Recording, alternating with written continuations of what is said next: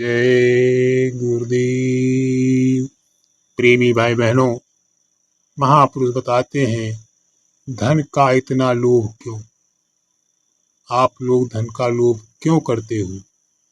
इसी के विषय में एक दृष्टांत आता है। लाहौर में एक बड़ा अमीर व्यापारी रहता था। उसका नाम था दुनी चंद। उसे अपने धन का बड़ा घमंड था।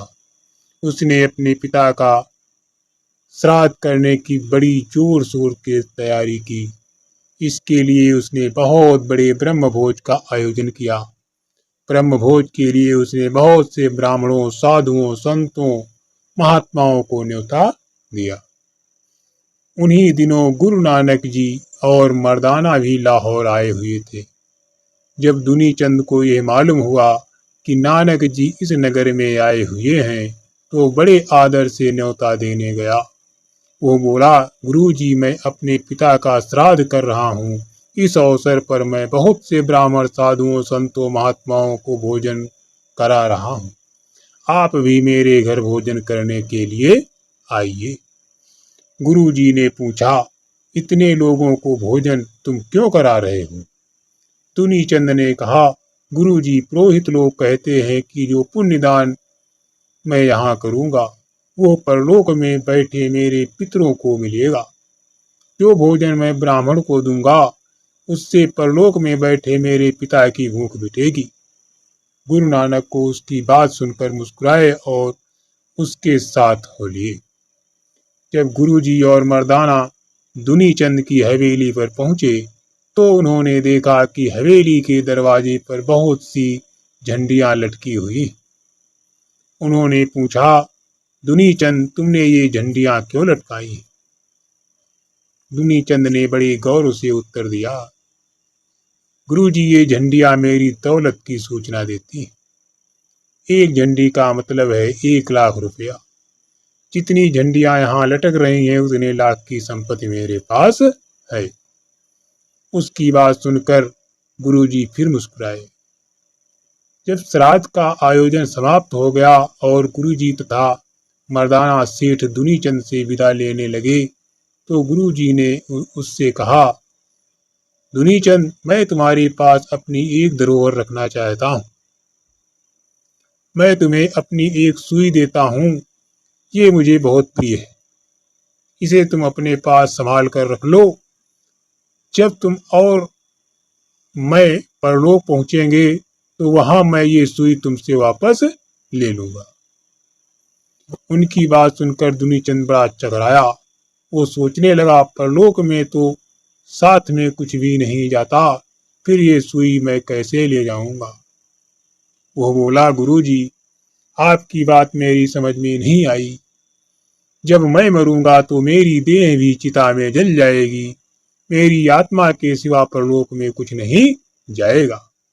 फिर आपकी सुई भला मैं कैसे वहां ले जाऊंगा? देखो, अभी तुम कह रहे थे कि जो भोजन तुम यहाँ पुरोहितों को खिला रहे हो वो परलोक में तुम्हारे पिता के पास पहुंच जाएगा। गुरुजी, दुनीचंद बोला, गुरुजी, गुरुजी ने कहा, जब एक छोटी सी परलोक सुई नहीं जा सकती तब इतना भोजन परलोक में बैठे तुम्हारे पिता कैसे मिलेगा? वो कैसे पाएंगे? जब एक छोटी सी सुई परलोक नहीं पहुंच सकती तो इतना सारा भोजन प्रसाद वो परलोक कैसे पहुंच जाएगा?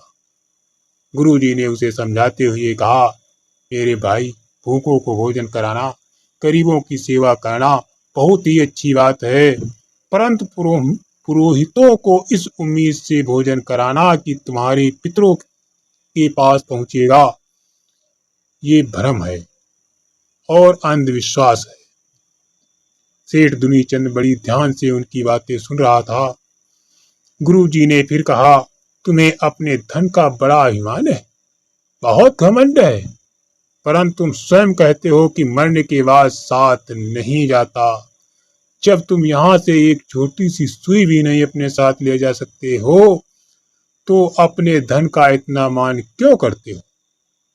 गुरुजी की ये बातें सुनकर दुनीचंद ने अंदर अपनी आंखें खोली। उसने अपने धन अपने अभिमान की निरर्थक का पता लग गया।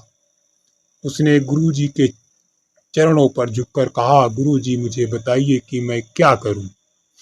अपने धन का सदुपयोग करो।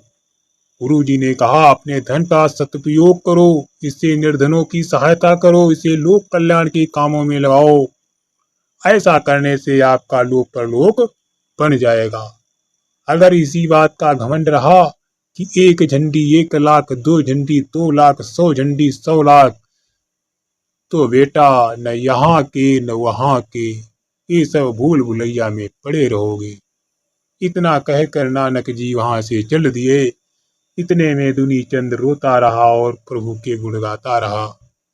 अंत में उसने गुरु जी से दीक्षा ली और भजन करने जंगल के लिए निकल पड़ा। जय गुरुदेव।